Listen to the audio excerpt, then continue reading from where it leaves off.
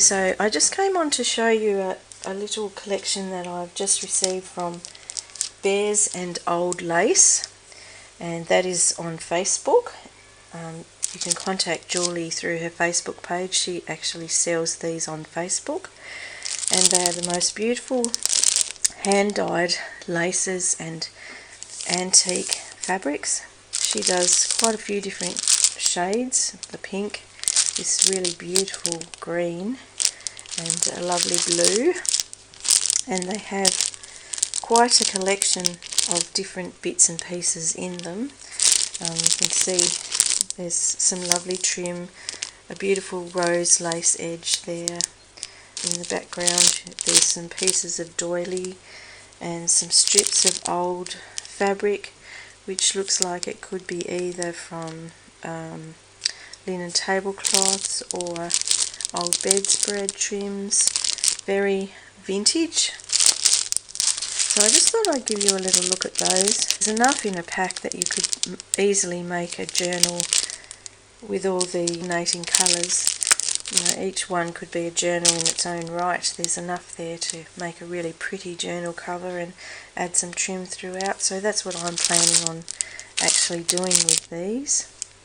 And Julie has quite a few different things on her page in the vintage shabby chic style. So if you're looking for anything unusual in an antique kind of look, go and check her page out, because she quite often puts up bundles of beautiful old linen and pretty laces and different things that will blend in well with our shabby chic journaling or our vintage journaling. So yeah, go and have a look, and I'll be back in a while to show you some different things that I plan to do with these particular laces, and I'll just unpack one in a moment and just show you just what they're like sort of close up, so you can have a quick look. So I actually got 4 packs. I got 2 of the pink, the blue and the green. So I'll just unpackage one so that you can have a closer look at it. So it's tied up with this lovely sari silk, which is really pretty. And inside we have a beautiful piece of broderie lace, a lovely daisy lace. It's absolutely gorgeous, and you could cut those all out and use them individually or use a section. I have this beautiful piece of old crocheted linen, like maybe off a bedspread or an antique tablecloth. Just gorgeous. Then there's this lovely little lace trim here, which is just beautiful, soft and delicate, with a little star in it.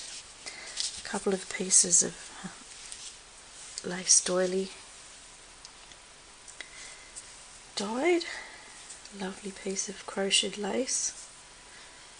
These are just beautiful for doing anything vintage or shabby chic even. So there's enough in a pack to do a beautiful journal with, which is my plan. So I'll be showing you more of these as I get them done. This is lovely too.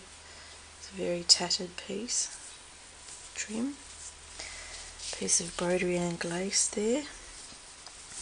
It's lovely soft, just a hint of pink, very pretty. And then we have this beautiful piece of cheesecloth underneath, or muslin, that's been dyed, so that will make a beautiful background piece. Be very useful. So I just thought I'd quickly show you those before I started the project, so you could see the before and after.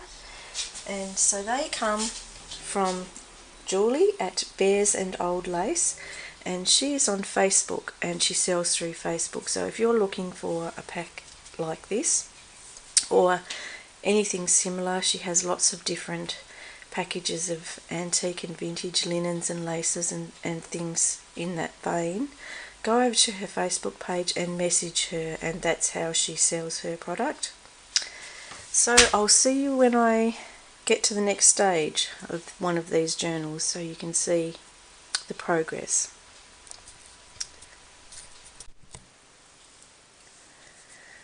So if you're new and looking for some ideas of what you might want to do with some of this beautiful lace, I thought I might just start on the cover of one of my journals so you can get an idea, especially if you're a beginner and you don't really know how to put these things together. You've got this beautiful pile of lace, but you think, how am I actually going to make that look like something special? Well, I have a cover here, which is just a cardboard cover on a ring-bound journal, which I haven't quite completed, but I'm working on the cover at the moment, so I thought I'd bring you along for the ride so that you can see just what I might do on here and have a look. So the first thing I decided to do was that I would like a collage with a pretty lady on it. So the lady that I chose was one from Victoria Designs collection, that is from the Gypsies. I have collaged this piece and sewn around it already to save a bit of time. So I collected some bits and pieces, some music paper, a piece of old book page, and took some of the muslin from the collection here and cut a few of these beautiful daisies so that I could have a row of daisies in behind her, and I've just collaged that up to make the base design to go on the front cover, and you can add to that as much as you like. So I think what I'll do is I'll just finish that little piece so that you can see what I'm planning on doing. So to start with, I'll glue that section down, and as you can see that just misses the holes, so I don't have to worry about tearing it down. Now when I collage these on the machine, I actually use some tearaway fabric so that it's easier to sew, and then when you're finished you can just take that piece off from around the edge so you can't see it. So I'm just going to glue that down, if I can get my glue to run.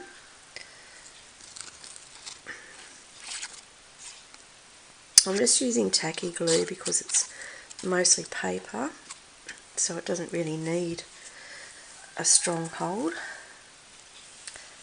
and it's already sewn anyway, so it should hold okay. So just to lift that up, I thought I might take one of the beautiful pieces of doily, and I've added to that a pin which I put a pearl on. It's just like these little pearls, you can get pearl beads, and I've hooked that through the pin. Thought that would just add a little bit to the corner there. So I'm going to glue that down now. I might probably need fabric glue for that one because it's actually a bit heavier. So fortunately for my asthma, this Fabri-Tac is going to have to come out. It's very strong, this glue, and it does smell. It smells very strong, and it doesn't do my asthma much good at all, so I try to avoid it where possible and use the other. But when you're doing something heavy with fabric, you really do need something that dries quickly. So I'll put that one there, and you can really move your little pin around where you like. You can put that on after if you want. Just put it on to make it a little bit quicker. And so the other thing I thought I might like to do is finish it off with a little piece of ribbon. So I might actually just glue that piece across the bottom there, and then I'll cut the ends off it. I might use the tacky glue because the Fabri-Tac bubbles up everywhere, as you know when you've used it a few times. So I'll just bring that into line so you can see, and I'm going to just run a bead of glue across there, roughly where I plan to put it.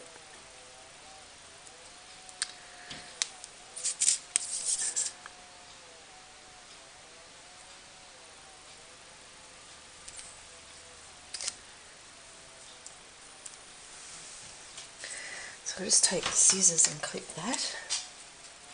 those edges off.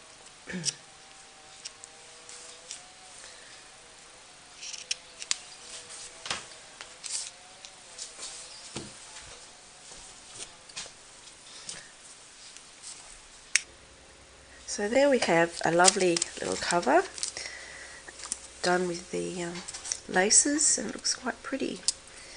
So it's quite simple when you've actually had a little go at it. You find that things come together quite nicely. And once this journal is finished, it blends in quite well with the design and the antique sort of look, the vintage style. So there you go.